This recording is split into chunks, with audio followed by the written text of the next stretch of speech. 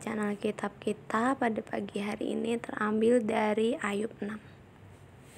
Ayub kecewa terhadap sahabat-sahabatnya.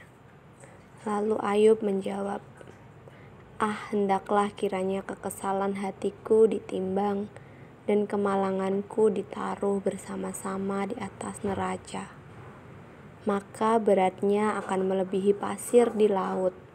Oleh sebab itu, tergesa-gesalah perkataanku, karena anak panah dari Yang Maha Kuasa tertancap pada tubuhku, dan racunnya diisap oleh jiwaku. Kedahsyatan Allah seperti pasukan melawan aku. Meringkikkah keledai liar di tempat rumput muda, atau melengungkah lembu dekat makanannya? Dapatkah makanan tawar dimakan tanpa garam, atau apakah putih telur ada rasanya? Aku tidak sudi menjamahnya. Semuanya itu makanan yang memualkan bagiku. Kiranya terkabul permintaanku, dan Allah memberi apa yang kuharapkan.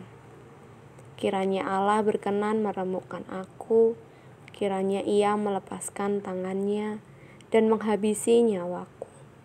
Itulah yang masih merupakan hiburan bagiku. Bahkan aku akan melompat-lompat kegirangan di waktu kepedihan yang tak kenal belas kasihan. Sebab aku tidak pernah menyangkal firman yang Maha Kudus. Apakah kekuatanku sehingga aku sanggup bertahan? Dan apakah masa depanku sehingga aku harus bersabar? Apakah kekuatanku seperti kekuatan batu? Apakah tubuhku dari tembaga? Bukankah tidak ada lagi pertolongan bagiku, dan keselamatan jauh daripadaku? Siapa menahan kasih sayang terhadap sesamanya, melalaikan takut akan Yang Maha Kuasa? Saudara-saudaraku tidak dapat dipercaya seperti sungai, seperti dasar daripada sungai yang mengalir lenyap, yang keruh karena air beku, yang di dalamnya salju menjadi cair, yang surut pada musim kemarau, dan menjadi kering di tempatnya apabila kena panas. Berkeluk-keluk jalan arusnya, mengalir dari padang tandus lalu lenyap. Kafilah dari Tema mengamat-amatinya, dan rombongan dari Sheba mengharapkannya. Tetapi mereka kecewa karena keyakinan mereka. Mereka tertipu setibanya di sana. Demikianlah kamu sekarang bagiku. Ketika melihat yang dahsyat, takutlah kamu. Pernahkah aku berkata, berilah aku sesuatu, atau berilah aku uang suap dari hartamu, atau luputkanlah aku dari tangan musuh, atau tebuslah aku dari tangan orang lalim. Ajarilah aku, maka aku akan diam, dan tunjukkanlah kepadaku dalam hal apa aku tersesat. Alangkah kokohnya kata-kata yang jujur, tetapi apakah maksud celaan dari pihakmu itu? Apakah kamu bermaksud mencela perkataan? Apakah perkataan orang yang putus asa dianggap angin? Bahkan atas anak yatim kamu membuang undi, dan sahabatmu kamu perlakukan sebagai barang dagangan. Tetapi sekarang berpalinglah kepadaku, aku tidak akan berdusta di hadapanmu. Berbaliklah, janganlah terjadi kecurangan. Berbaliklah, aku pasti benar. Apakah ada kecurangan pada lidahku? Apakah langit-langitku tidak dapat membeda-bedakan bencana? Amin. Shalom saudara-saudara JKI UCC dimanapun kita berada. Ayo sebelum kita mulai ibadah kita pada pagi hari ini, mari kita sama-sama tundukkan kepala, kita mau berdoa, kita mau minta pimpinan Tuhan untuk sama-sama bisa hadir di dalam ibadah kita pagi hari ini. Kita berdoa. Terima kasih untuk kasih-Mu Tuhan, untuk cinta-Mu bagi kami sehingga kami masih bisa mengikuti ibadah online pada pagi hari ini. Kami mengucap syukur juga untuk pemeliharaan-Mu dalam kehidupan kami hari lepas hari Tuhan. Untuk segala campur tangan-Mu Tuhan, kami juga mengucap syukur. Sungguh rencana-Mu adalah indah bagi kami. Pemikiran-Mu semua tak terselami bagi kami Tuhan. Kami bangga memiliki Allah sekaligus Bapa, juga sahabat bagi kami. Dan kami serahkan jam ibadah ini Tuhan, supaya ibadah yang kami ikuti ini tidak berlalu dengan sia-sia, tapi bisa menjadikan kekuatan, memperkuat iman kami terhadap Engkau. Terima kasih Tuhan Yesus, kami serahkan ibadah ini dari awal permulaan hingga akhirnya. Hanya di dalam nama Tuhan Yesus kami sudah berdoa dan mengucap syukur. Haleluya. Amin.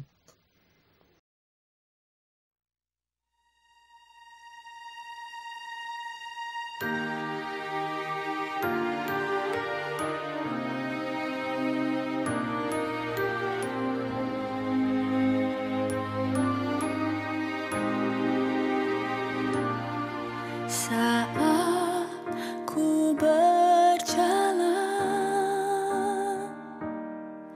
kasih-Mu menerangi langkahku.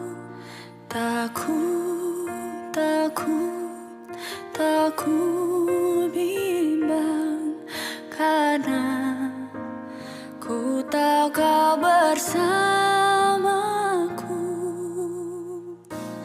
Kau lebih tahu yang terbaik bagiku. Kau lebih sanggup pulihkan hidupku. Ku berserah, ku percaya,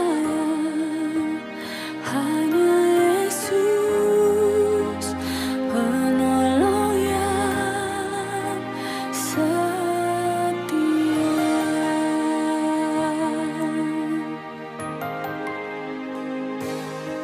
Saat ku berjalan,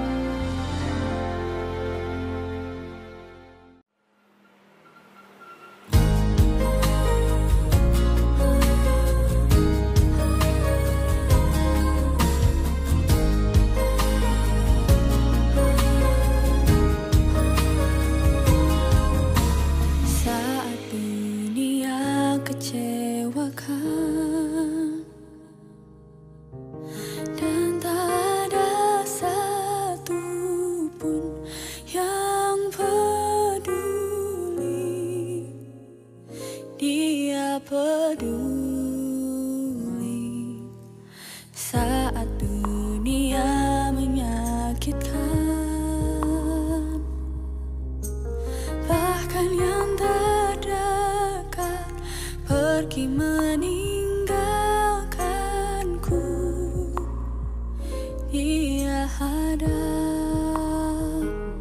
Sampaikan pada Yesus segala beban hidupmu.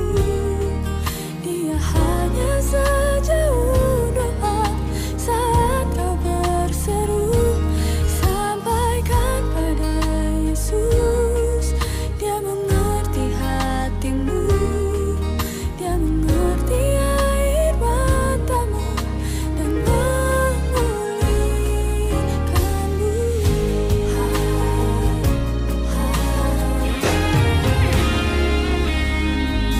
Saat dunia kecewakan dan tak ada satu pun yang peduli, Dia peduli saat dunia menyakitkan, bahkan yang terdekat pergi meninggalkanmu. Dia ada. Sampaikan pada Yesus segala beban hidupmu. Dia hanya sejauh doa saat kau berseru. Sampaikan pada Yesus, Dia mengerti hatimu.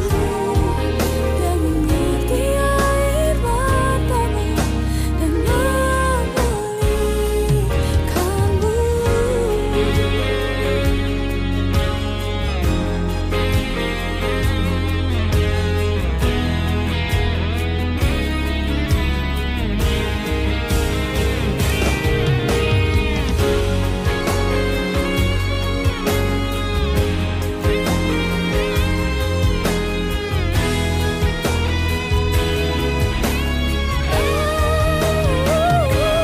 Sampaikan pada Yesus segala beban hidupmu.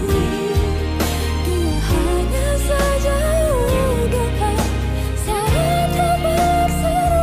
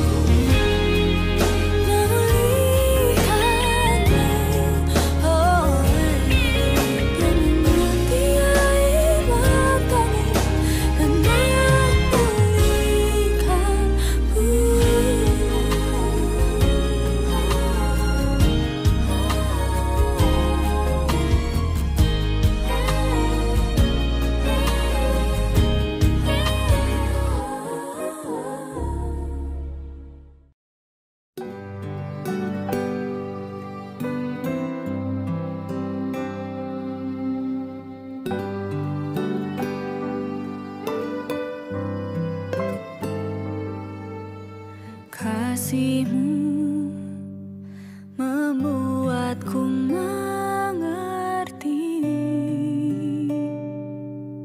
ku berharga di mata-Mu, Tuhan, dan tangan-Mu yang menuntun hidupku. Dalam semua rencana-Mu, Tuhan,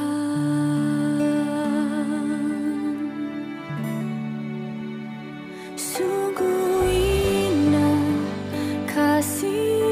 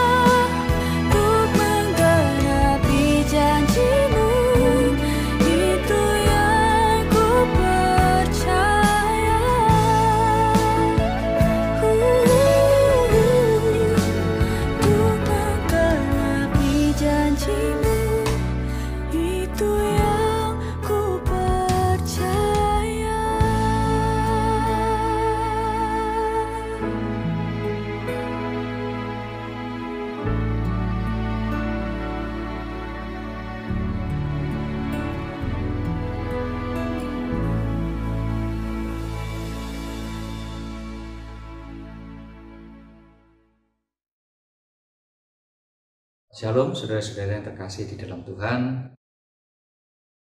Ya, hari Minggu ini, minggu yang pertama di bulan Juli, kita akan mendengarkan kebenaran firman Tuhan. Namun sebelumnya saya ajak saudara-saudara, Bapak Ibu, untuk kita berdoa dulu sebelum kita mendengarkan dan merenungkan kebenaran firman Tuhan. Bapa di dalam surga, puji syukur Tuhan untuk kasih setiamu dan anugerah-Mu. Pagi hari ini kami boleh beribadah, walaupun kami beribadah di rumah kami masing-masing, tapi kami percaya bahwa penyertaan-Mu dan hadirat-Mu juga ada pada setiap kami dimanapun kami berada. Di tengah-tengah kesulitan, di tengah-tengah pandemi yang sedang kami alami, terutama di kota Semarang dan Purwodadi, juga di Jogja, yang menerapkan batasan kegiatan masyarakat darurat oleh karena meningkatnya wabah COVID-19 di kota-kota kami ini, tidak melepaskan kerinduan kami untuk datang beribadah, berjumpa dengan Engkau secara pribadi. Roh Kudus jamah setiap hati yang rindu akan kebenaran firman-Mu. Kau puaskan setiap hati yang ingin mendengarkan dan merenungkan kebenaran firman. Karena kami tahu dan percaya bahwa firman-Mu Tuhan dapat menguatkan setiap tulang kami. Firman-Mu itu yang memberikan kekuatan bagi setiap kami untuk kami menjalani hidup ini. Roh Kudus urapi dan berkati setiap kami, buka mata hati telinga kami ya Tuhan. Tutup bungkus dalam kuasa darah Tuhan Yesus yang kudus, sehingga pagi hari ini untuk sejenak ke depan, pikiran kami hanya terpusat pada Engkau saja dan kebenaran firman yang kami dengar. Tidak ada gangguan, tidak ada panah api si jahat, tidak ada persoalan-persoalan yang mengganggu pikiran-pikiran kami, melainkan kami hanya berfokus pada Engkau saja Tuhan. Terima kasih Bapa, urapi hamba-Mu yang akan memberitakan kebenaran firman-Mu. Ampuni segala dosa dan kesalahan hamba-Mu Tuhan, layakkan hamba-Mu melayani jemaat-Mu dimanapun mereka berada pada pagi hari ini. Dalam nama Tuhan Yesus Kristus kami berdoa dan mengucap syukur. Haleluya. Amin. Saudara-saudara yang terkasih di dalam Tuhan, seperti yang kita ketahui bersama bahwa sudah hampir kira-kira 1,5 tahun kita bertempur, kita bergumul, kita berjuang melawan pandemi COVID-19 yang menimpa seluruh negara, tidak terlepas Indonesia, dibuat gaduh oleh pandemi ini, oleh penyakit ini yang masih baru, belum pernah ada sebelumnya, dan manusia berjuang untuk terus menemukan obat yang sampai saat ini juga belum ada. Namun demikian, vaksinasi terus dilakukan sebagai alat pencegahan, upaya untuk menyelamatkan umat manusia. Namun demikian, kita sering melihat berbagai rupa penderitaan di media sosial maupun di televisi tentang pandemi ini yang memakan banyak sekali korban. Apakah keadaan ini adalah keadaan yang terburuk yang pernah ada di sepanjang sejarah manusia? Sepertinya tidak, karena sejarah banyak sekali mencatat kejadian-kejadian yang jauh lebih buruk daripada wabah pandemi COVID-19. Ada peperangan, kita sudah melewati banyak sekali peperangan. Ada perang kemerdekaan, ada perang dunia pertama, perang dunia kedua. Ada wabah-wabah penyakit juga yang memakan jauh lebih besar jiwa manusia yang ada di bumi. Namun demikian, tetap saja kita mengalami dan kita merasa tertekan oleh karena pandemi COVID-19 yang sampai hari ini, tahun 2021 yang sudah memasuki bulan Juli, pertengahan tahun, belum selesai. Namun perlu kita ingat bahwa kesusahan-kesusahan ini tidak hanya orang Kristen saja yang mengalami, tetapi setiap orang yang ada di dunia, apapun yang menjadi keyakinan mereka, Mereka semua juga, kita semua mengalami hal yang sama. Tetapi sebetulnya yang perlu dilihat adalah apa yang membedakan. Kalau semua orang itu mengalami dan tertimpa bencana ini, terus orang Kristen yang percaya Yesus sebagai juru selamat juga mengalami hal yang serupa, apa perbedaannya? Ini yang perlu kita pikirkan, bahwa yang membedakan orang-orang Kristen dengan yang bukan atau yang tidak percaya kepada juru selamat kita adalah reaksi atau respon kita terhadap bencana ini. Jika kita bertumbuh dengan baik di dalam hal kerohanian, seharusnya ada perbedaan, saudara-saudara, terkait dengan kita menyikapi pandemi-pandemi ini. Teror ini banyak sekali merusak berbagai sektor kehidupan.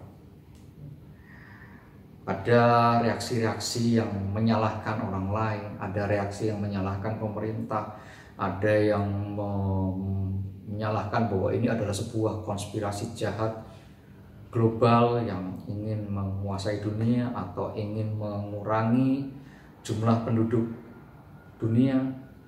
Ada kepanikan dalam skala kecil maupun dalam skala luas, pribadi, keluarga maupun bangsa negara. Ada kekhawatiran, ketakutan, kehilangan harapan, apatis, bahkan tidak peduli, skeptis, atau curiga seperti tadi, mencurigai bahwa ada permainan di balik semuanya ini, hingga membuat manusia akhirnya melakukan sebuah kejahatan. Reaksi-reaksi itu tentunya bukanlah reaksi-reaksi dari orang-orang yang percaya bahwa Yesus adalah juru selamat kita. Reaksi-reaksi seperti itu seharusnya tidak ditunjukkan oleh setiap orang yang mengaku dirinya adalah Kristen, yang meletakkan kepercayaan sepenuhnya kepada Tuhan. Jika kita bertumbuh dalam kerohanian dengan baik, maka hal-hal seperti itu tidak ada di dalam setiap kita. Saya percaya saudara-saudara tidak mengalami hal ini. Namun jika ada di antara saudara yang mengalami hal ini, maka pada hari ini saudara akan mendengarkan sebuah kebenaran yang akan membebaskan Anda semuanya dari segala macam reaksi-reaksi yang berlebihan, reaksi-reaksi yang seharusnya bukanlah reaksi dari orang yang percaya. Beberapa waktu yang lalu saya dihubungi oleh salah seorang kerabat, teman, ya. Saya tahu bahwa beliau ini adalah orang yang sangat berada, ya, memiliki kekayaan yang jauh di atas rata-rata penduduk Indonesia. Dia menghubungi saya sampai meminta tolong karena dia sampai detik itu berusaha mencari obat untuk kakaknya yang saat ini sedang dirawat di ICU salah satu rumah sakit karena COVID-19. Obat ini adalah obat sekali suntik, jadi bentuknya cair yang untuk disuntikkan ke dalam infus. Ya. Obat ini kalau dalam keadaan yang normal, keadaan yang wajar, harganya 12 juta rupiah. Namun saat itu dia berkata bahwa saat ini Pak, obat ini sudah berharga 35 juta. Saya tidak keberatan membeli obat ini seharga 35 atau 40 atau bahkan lebih. Tetapi persoalannya adalah saya mencari obat ini di kota saya ini sudah tidak ada. Dia tinggal di salah satu kota besar di Pulau Jawa. Saya diminta bantuannya untuk mencarikan obat ini. Saya berusaha untuk mencari informasi, menghubungi beberapa rekan di kota-kota besar, salah satunya di Jakarta untuk mendapatkan obat ini. Obat ini dipercaya berfungsi sebetulnya untuk menekan atau menghambat pneumonia, sesak napas yang diakibatkan oleh banyak hal. Ini bukan obat COVID, obat ini sudah ada sebelumnya. Memang jadi kalau orang mengalami sesak napas, nah itu bisa dihambat, bisa ditekan dengan suntikan ini. Jadi efek dari COVID itu kan membuat seseorang sesak napas dan susah bernapas sehingga kemudian meninggal. Saudara, dua hari saya berusaha untuk mencari obat tersebut. Ada ditemukan obat ini tersedia di salah satu rumah sakit besar di Jakarta, namun mereka tidak berkenan untuk menjual obat itu karena obat itu dipergunakan untuk pasien yang dirawat di sana.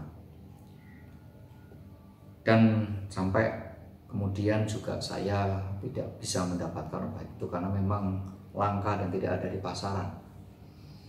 Dari situ saya belajar satu hal dan mengerti bahwa ada titik-titik tertentu, ada waktu-waktu tertentu di mana harta menjadi tidak ada nilainya. Seberapapun uang yang kita punya untuk membeli obat itu, masalahnya adalah tidak ada yang jual. Dan saya melihat bahwa COVID-19 ini merata terjadi kepada setiap orang, setiap manusia, baik yang kaya maupun yang miskin, baik pejabat maupun rakyat biasa, baik itu pendeta maupun jemaat, baik itu orang baik maupun orang yang jahat. Betul-betul bahwa tidak ada pemilihan, tidak ada dispensasi, tidak ada kriteria khusus yang bisa saya temukan mendeskripsikan bahwa COVID ini tertuju pada salah satu atau ada kesamaan di dalam penderitanya atau korbannya yang meninggal. Ternyata selama lebih dari 1,5 tahun ini korban-korban yang berjatuhan sangat acak, baik ada yang usia muda, ada yang usia tua, anak-anak bahkan juga sudah ada. Jadi kita tidak tahu apa yang terjadi di masa depan. Tetapi kalau kita mau melihat ke belakang, sejujurnya juga dari dulu pun kita tidak pernah mengerti tentang masa depan. Namun sebagai anak-anak Tuhan, kita diminta percaya. Firman-Nya dalam kitab Roma pasal 8 juga katakan bahwa Allah turut bekerja dalam segala sesuatu untuk mendatangkan kebaikan. Bulan lalu pada waktu saya menyampaikan renungan, kalau saudara masih ingat bahwa ada kepingan-kepingan pasal yang kita belum lihat. Saat ini kita memang melihat bencana yang begitu luar biasa dan begitu banyak memakan korban. Orang-orang yang kita kenal, saudara-saudara, bahkan mungkin keluarga kita yang terdekat. Kita nggak tahu apa rencana Tuhan karena memang belum selesai gambar yang sedang Tuhan rancang dan Tuhan sedang akan tunjukkan kepada kita semua. Namun demikian kita diminta untuk percaya bahwa ini semua akan mendatangkan kebaikan pada akhirnya nanti. Tapi seperti apa ya kita belum tahu. Sehingga di tengah-tengah situasi yang tidak menentu ini, di tengah situasi yang begitu mengguncangkan jiwa pikiran, yang kita butuhkan adalah damai sejahtera atau shalom. Itu yang paling kita butuhkan pada saat ini. Injil Yohanes pasal 14 ayat 27. Damai sejahtera kutinggalkan bagimu. Damai sejahteraku kuberikan kepadamu. Dan apa yang kuberikan tidak seperti yang diberikan oleh dunia kepadamu. Janganlah gelisah dan gentar hatimu. Yesus berkata kepada kita semua bahwa Dia memberikan damai sejahtera itu kepada kita semua anak-anaknya. Dan di tengah-tengah situasi apapun, kalau damai sejahtera itu ada, maka kita akan merasa tenang. Dan itu yang paling penting untuk kita menjadi tenang. Jadi kita tidak memiliki reaksi-reaksi berlebihan sebagaimana layaknya orang-orang yang tidak percaya.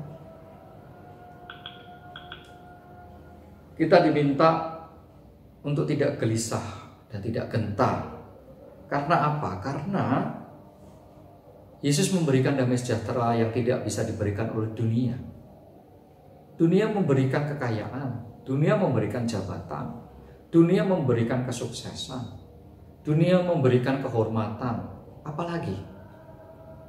Tetapi ternyata semua hal itu yang dibangun oleh dunia tidak bisa membuat seseorang selamat, tidak bisa membuat seseorang terlepas dari bencana ini, tidak bisa membuat seseorang tidak merasa khawatir, tidak bisa membuat seseorang merasakan damai.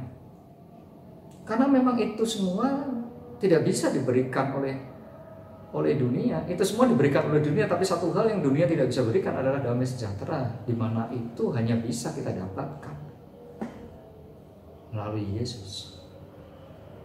Dan Dia berjanji bahwa damai sejahtera itu sudah ditinggalkan bagi kita.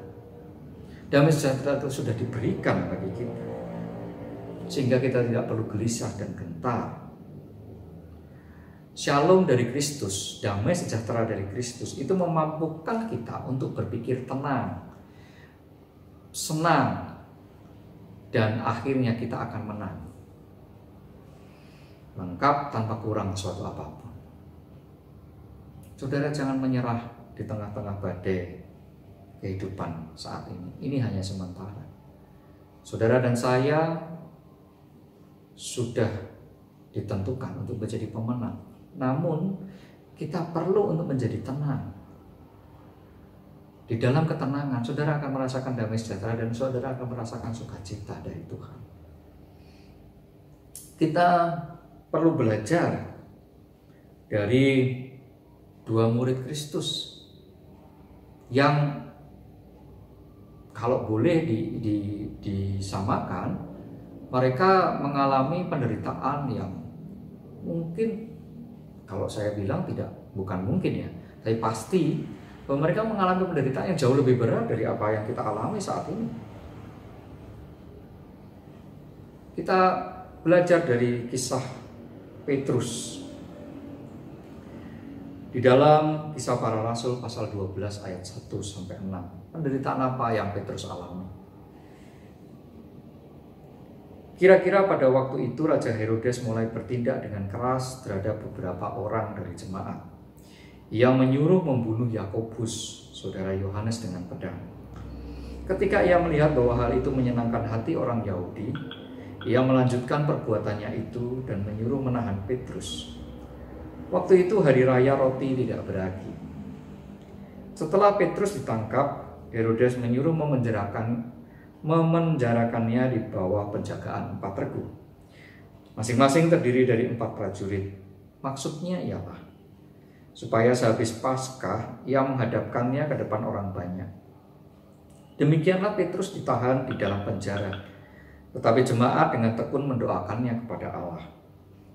Pada malam sebelum Herodes hendak menghadapkannya kepada orang banyak, Petrus tidur di antara 2 orang prajurit, terbelenggu dengan 2 rantai.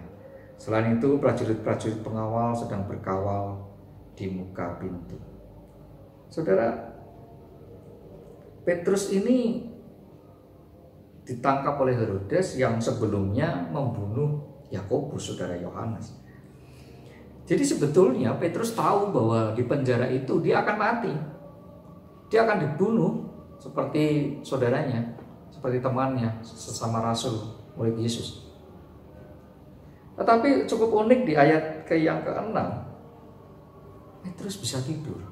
di tengah-tengah situasi seperti itu. Banyak di antara kita di tengah-tengah COVID seperti ini nggak bisa tidur, ketakutan, khawatir, segala macam. Petrus yang menghadapi kematian, dia bisa tidur di tengah-tengah kawalan prajurit-prajurit itu di penjara yang tentunya tempatnya pasti nggak enak, nggak ada penjara yang enak kan. Tempatnya tidak nyaman, sebentar lagi akan dihukum mati, ya. Takutan, pasti khawatir, tapi tidak. Ternyata Petrus ini bisa tidur dengan nyenyak.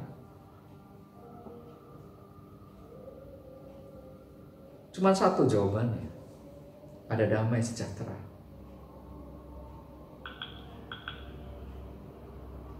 Kalau kita bandingkan dengan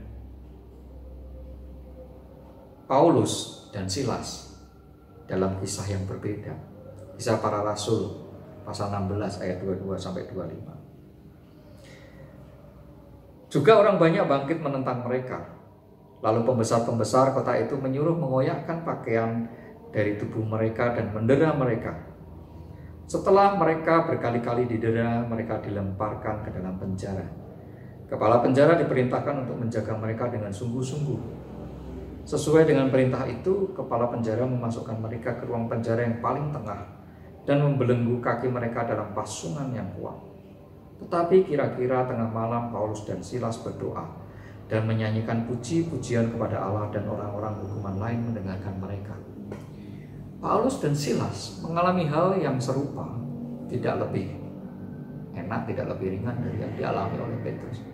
Mereka ditangkap, bahkan sudah didera, kemudian dilemparkan ke penjara, bahkan dipasung, dibelenggu kakinya. Tapi apa yang mereka lakukan? Mereka mengucap syukur, bahkan mereka memuji-muji Allah. Luar biasa. Di tengah-tengah kesukaran dan penderitaan yang begitu rupa, bahkan ancaman kematian ada di dalam depan mata mereka, mereka bisa memuji-muji Tuhan dan mereka tidak merasakan ketakutan sama sekali. Kalau kita bandingkan, kita kembali kepada Petrus dalam kisah para rasul tadi, yang kalau kita bandingkan sikap Petrus pada waktu masih bersama-sama dengan Yesus,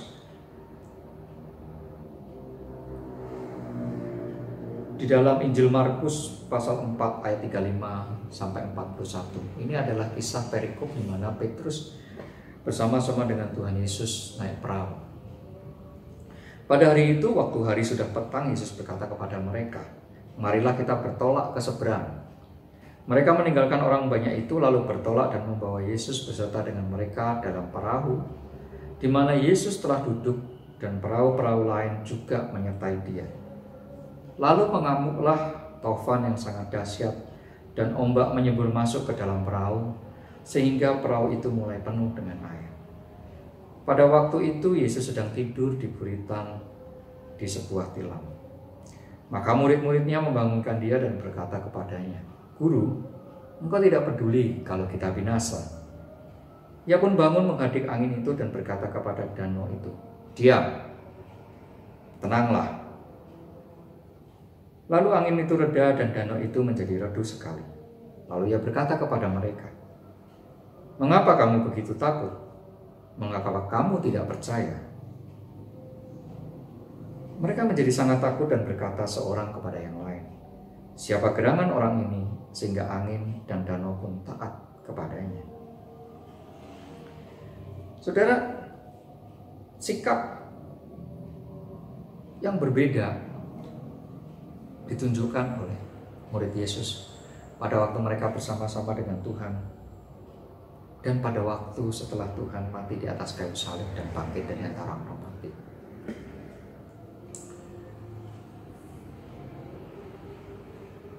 Justru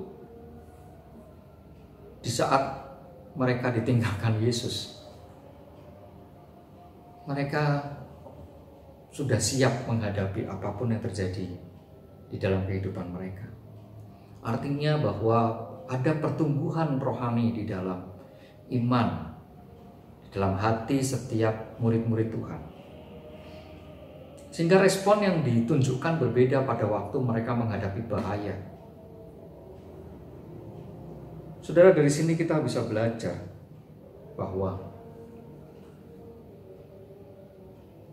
kalau kita tahu bahwa Yesus ada bersama-sama dengan kita, seperti yang diketahui oleh ke-12 muridnya di dalam perahu itu, hal tersebut tidak menjamin bahwa engkau memiliki damai sejahtera. Hal tersebut tidak menjamin bahwa kita bisa percaya atau kita bisa berserah penuh kepada Dia.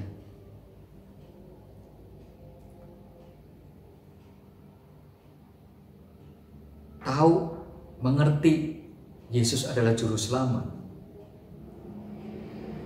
membaca kitab suci, berdoa, pelayanan bersama-sama dengan Tuhan, ternyata itu tidak cukup untuk bisa membuat kita memiliki respon yang benar di saat kita ditimpa kemalangan, di saat kita ditimpa penderitaan, di saat kita ditimpa dengan ketidakpastian, bahkan ancaman kematian. Saudara, kita perlu untuk bertumbuh di dalam keimanan kita kepada Tuhan. Tanda-tandanya jelas bahwa orang yang bertumbuh dalam iman yang benar tidak akan pernah takut bahaya, tidak akan pernah takut akan masa depan, tidak akan pernah takut akan penyakit, tidak akan pernah takut dengan kematian. Karena apa? Karena mereka tahu bahwa itu semua dalam rencana Tuhan yang baik untuk kita semua. Dan mereka semua tahu kemana mereka akan pulang. Itulah yang ditunjukkan oleh Petrus, Paulus, dan Silas melalui peristiwa yang tadi kita dengar dan kita renungkan. Bahwa tidak ada lagi ketakutan yang menimpa mereka, melainkan di tengah-tengah penderitaan, di tengah-tengah kesakitan, di tengah-tengah kemalangan dan ketidakpastian, bahkan ancaman kematian, damai sejahtera ada di dalam setiap hati mereka. Tidak cukup, sekali lagi saya katakan, tidak cukup Anda tahu tentang Tuhan Yesus. Tidak cukup Anda membaca kitab suci. Tetapi yang paling penting adalah, sudahkah kita meletakkan Yesus sebagai Tuhan di dalam hidup kita, yang memerintah secara absolut, secara total, bahwa apapun yang terjadi di dalam hidup kita itu adalah rencana Tuhan di dalam kita, yang kita percaya bahwa itu adalah yang terbaik. Hanya itu yang perlu, hanya itu yang bisa meluputkan kita dari badai kehidupan apapun, termasuk COVID-19. Hanya dengan cara itu saudara akan mendapatkan shalom atau damai sejahtera dari Kristus. Letakkan hidupmu di dalam tangannya. Dalam pemerintahannya Dia sebagai Raja di dalam hidup kita, pasti ada damai sejahtera, pasti ada pertolongan, dan yang pasti ada perlindungan.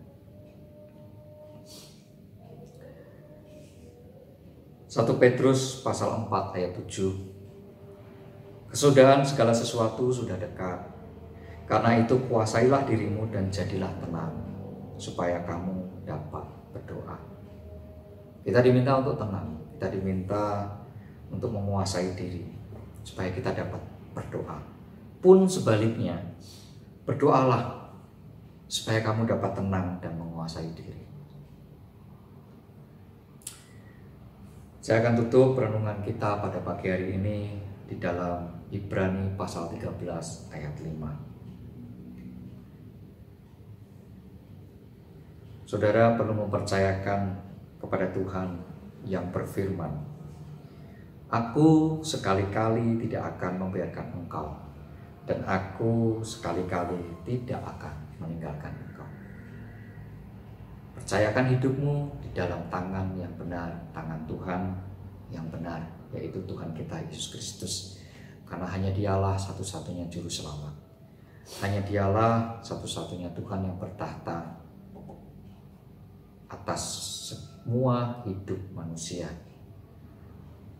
Dan Dia berjanji bahwa sekali-kali tidak akan meninggalkan kita, dan sekali-kali tidak akan membiarkan kita. Jadi apapun yang terjadi di dalam hidup, percayalah bahwa Allah, Tuhan kita, Yesus Kristus, ada di dalam setiap nafas hidup kita. Kiranya renungan pada pagi hari ini memberikan kekuatan kepada kita, kepada saudara semua, untuk bereaksi dengan baik, untuk merespon dengan benar, dan tidak lagi mengalami ketakutan, kekhawatiran, kecemasan, atau bahkan menyalahkan siapapun itu. Namun kita tetap dapat mendapatkan damai sejahtera, shalom dari Kristus. Kita mendapatkan ketenangan, tenang, senang, dan kita semua akan menang di dalam badai ini. Tuhan Yesus memberkati. Saudara-saudara yang terkasih, tiba waktunya kita akan merayakan perjamuan kudus seperti yang Tuhan perintahkan kepada kita semua sebelum Dia meninggalkan kita naik di atas kayu salib. Siapkan hatimu, siapkan roti dan anggur yang sudah dibagikan. Sebentar lagi kita akan mulai perjamuan kudus. Saya beri waktu saudara untuk berdoa sejenak secara pribadi, menyiapkan diri. Tenangkan hatimu, fokuskan pikiranmu hanya kepada Tuhan.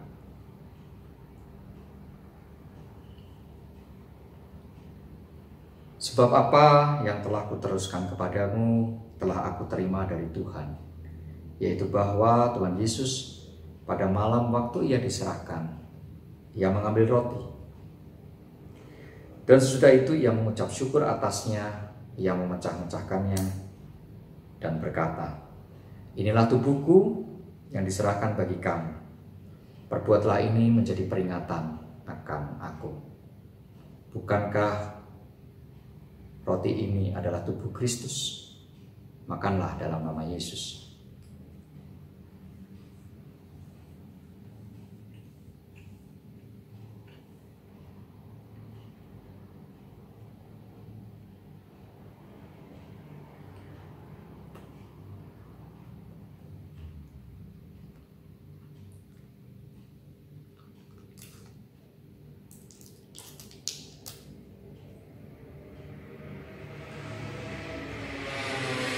Demikian juga yang mengambil cawan sesudah makan lalu berkata, "Cawan ini adalah perjanjian baru yang dimeteraikan oleh darahku. Perbuatlah ini setiap kali kamu meminumnya menjadi peringatan akan aku. Bukankah anggur ini adalah darah Kristus? Minumlah dalam nama Yesus."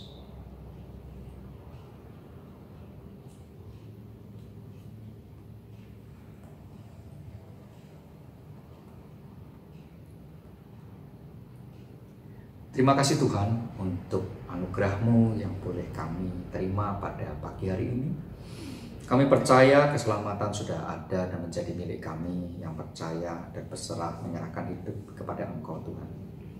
Kami tahu Engkau sudah mati dan bangkit dari antara orang mati. Engkau sudah mengalahkan maut dan Engkau memimpin kami untuk dapat mengalahkan maut yang ada, yang sedang kami hadapi.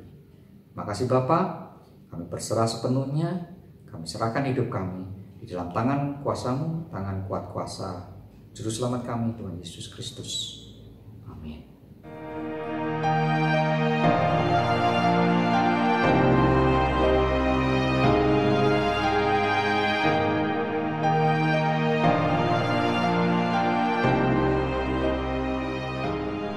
Pengakuan iman rasuli. Aku percaya kepada Allah, Bapa yang Maha Kuasa, Khalik langit dan bumi, dan kepada Yesus Kristus anaknya yang tunggal Tuhan kita, yang dikandung daripada Roh Kudus, lahir dari anak darah Maria, yang menderita sengsara di bawah pemerintahan Pontius Pilatus, disalibkan, mati dan dikuburkan, turun ke dalam kerajaan maut. Pada hari yang ketiga, bangkit pula dari antara orang mati, naik ke surga, duduk di sebelah kanan Allah, Bapa yang Maha Kuasa. Dan dari sana ia akan datang untuk menghakimi orang hidup dan yang mati. Aku percaya kepada Roh Kudus, gereja yang kudus dan am, persekutuan orang kudus, pengampunan dosa, kebangkitan orang mati, dan hidup yang kekal. Saudara, tiba waktunya kita mengakhiri ibadah kita pada pagi hari ini. Mari kita berdoa, menutup ibadah kita dan meminta berkat Tuhan turun atas setiap kita. Kembali kami datang kepadamu Tuhan dalam ucapan syukur untuk segala anugerah, kasih setia, penyertaan yang luar biasa di sepanjang ibadah dari awal hingga akhirnya. Dan kami membutuhkan penyertaan-Mu Tuhan di sepanjang hari ini, juga esok hari, 1 minggu ke depan, di mana kami kembali menjalankan aktivitas kami dalam pekerjaan, dalam pelayanan. Kiranya tangan-Mu juga menyertai kami. Karena di tengah-tengah ketidakpastian dan di tengah-tengah pandemi COVID ini, Saudara, tangan-Mu yang menyertai kami, percaya bahwa kami akan selamat dan diluputkan dari mara bahaya ini. Dan sebelum kami pulang, kiranya Kau curahkan berkat pada setiap kami. Saudara-saudara terkasih, terimalah berkat dari Tuhan. Kasih karunia dan anugerah dari Allah Bapa kita di surga, serta berkat-berkat yang terbaik akan tercurah di dalam hidupmu. Cinta kasih dari Tuhan kita Yesus Kristus, serta pertolongan dan penyertaan Allah Roh Kudus akan tinggal bersama-sama dengan engkau mulai hari ini sampai selamanya, sampai Tuhan Yesus datang yang kedua kalinya. Hanya di dalam dan demi nama Tuhan Yesus Kristus, semua yang percaya dan sudah diberkati, sama-sama kita katakan amin. Selamat hari Minggu, selamat berjalan di dalam kepastian akan keselamatan dalam nama Tuhan Yesus Kristus. Shalom.